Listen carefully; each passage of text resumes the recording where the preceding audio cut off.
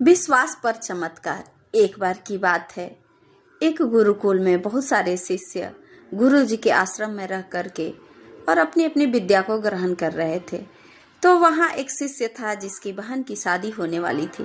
वो बार बार अपने गुरु जी से कहता कि गुरु जी, मेरी बहन की शादी है, कुछ मदद हो जाए। और गुरु जी सुनते हुए भी अनसुना कर देते थे।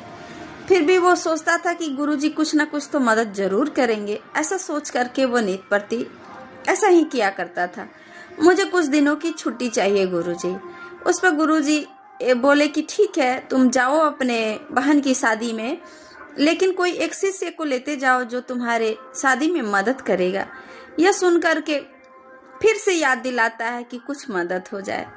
तो गुरुजी 5 अनार दे करके अनसुना कर देते हैं और वो अपने बेस्ट फ्रेंड को लेकर के वहां से चला जाता है।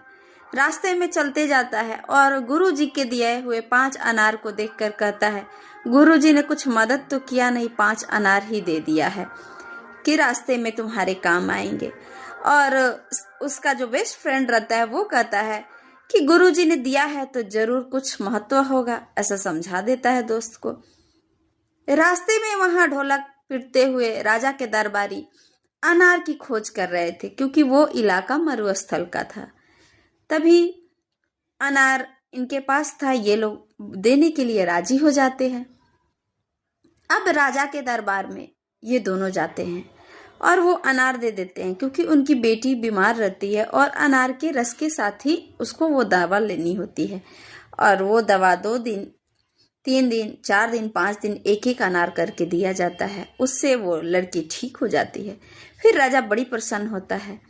तब वो लोग राजा के दरबार से अपने बहन की शादी में जाना चाहते हैं, तो सारी बातें राजा को बताते हैं। राजा बहुत प्रसन्न होता है और कहता है, आपकी बहन की शादी मतलब मेरी बहन की शादी। आपकी बहन की शादी राजशाही ठाट तरीके से होगी। और वो उस शादी में जा करके और राजशाही तरीके से विवाह संपन्न कराता है।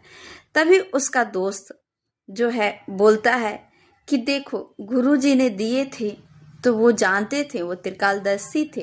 प्रभु में उनका विश्वास और आत्मविश्वास पूर्णता था। इसी वजह से तो हमारे 5 अनार ही तुम्हारी बहन की शादी के लिए पर्याप्त थे।